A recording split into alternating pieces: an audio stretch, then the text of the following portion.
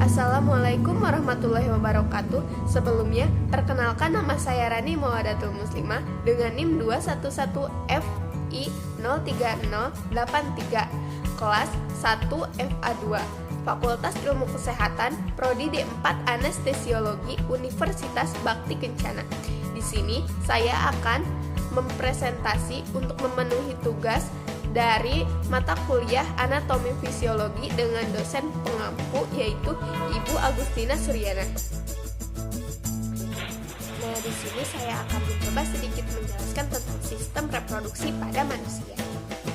Sebelumnya, apa sih sistem reproduksi pada manusia tersebut? Menurut Saifuddin 1997, anatomi sistem reproduksi manusia adalah organ reproduksi membentuk traktus genitalis yang berkembang secara faktus urinaris. Kelamin laki-laki maupun kelamin wanita semenjak lahir sudah dapat ditentukan, tetapi sifat-sifat kelamin belum dapat dikenal. Sistem reproduksi pada manusia terdiri dari dua organ, yaitu organ pada laki-laki dan organ pada perempuan. Nah, organ pada laki-laki dan perempuan itu terbagi menjadi dua lagi, yaitu bagian dalam dan bagian luar. Berikut sedikit penjelasan tentang alat reproduksi laki-laki dan perempuan ya. Pembahasan pertama yang akan dibahas terlebih dahulu adalah alat reproduksi wanita bagian luar. Nah, yang pertama ada mons pubis. Mons pubis merupakan gundukan berupa lemak yang terdapat di bagian bawah perut dan tertutup oleh rambut pubis. Yang kedua ada labia mayora. Labia mayora atau bibir besar kemaluan bagian ini berbentuk seperti bibir tapi agak terlihat lebih tegak. Pada bagian ini terdiri dari jaringan kelenjar, keringat, dan juga jaringan lemak. Yang ketiga ada labia minora. Labia minora ini berfungsi untuk mengatur besar kecilnya seks yang dilakukan. Yang keempat ada vestibulum. Vestibulum adalah tempat saluran kencing. Yang kelima klitoris. Klitoris adalah organ yang bersifat erektil yang sangat sensitif akan rangsangan saat berhubungan. Yang keenam hymen. Hymen atau bisa disebut dengan selaput darah wanita. Selaput darah wanita adalah selaput lendir yang merupakan suatu lipatan dan metinium introis vagina. Nah, pembahasan selanjutnya adalah alat reproduksi wanita bagian dalam. Yang pertama ada vagina.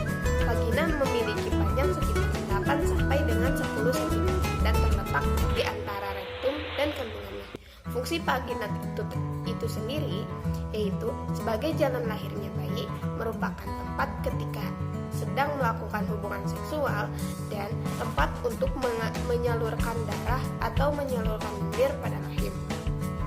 Yang kedua ada uterus. Uterus adalah wadah untuk rahim, digunakan untuk tempat tumbuh kembangnya janin. Otot pada uterus memiliki sifat yang elastis sehingga bisa berkembang dan mampu menumpang janin pada saat kehamilan. Yang ketiga ada tuba falopi. Tuba falopi berfungsi untuk tempat pertumbuhan pembuahan pada janin sebelum janin masuk ke dalam rahim. Tuba falopi juga sebagai alat untuk menangkap ovum dan digunakan sebagai alat pembuahan atau tempat fertilisasi janin. Nah, tuba falopi juga merupakan saluran dari ovum dan sperma sehingga menghasilkan pembuahan yang berbentuk janin. 5. Ovarium. Ovarium adalah indung telur yang memiliki fungsi paling utama bagi tubuh. Ovarium menghasilkan telur guna untuk menumpuk dan juga indung telur ini berguna untuk menghasilkan hormon yang digunakan sebagai reproduksi progesteron dan estrogen.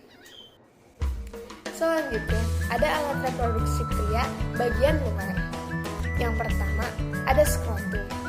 Skrotum berfungsi sebagai pelindung testis beserta syaraf otot pada pembuluh darah. Yang kedua, ada penis. Penis adalah organ seksual pria dan juga saluran tempat pengeluaran urin. Yang ketiga, ada testis. Testis merupakan tempat produksi sperma dan hormon pada pria.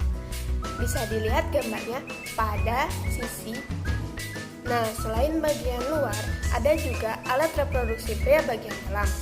Yang pertama, ada tubulus seminiferalis, merupakan bagian di mana testis terjadinya pematangan sperma.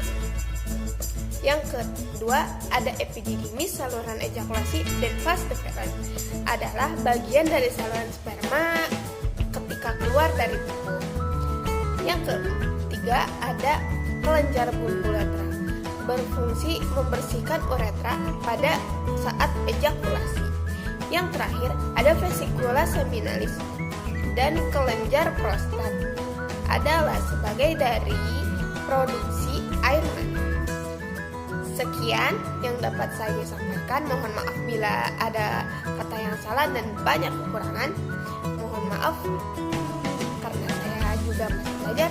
Assalamualaikum warahmatullahi wabarakatuh.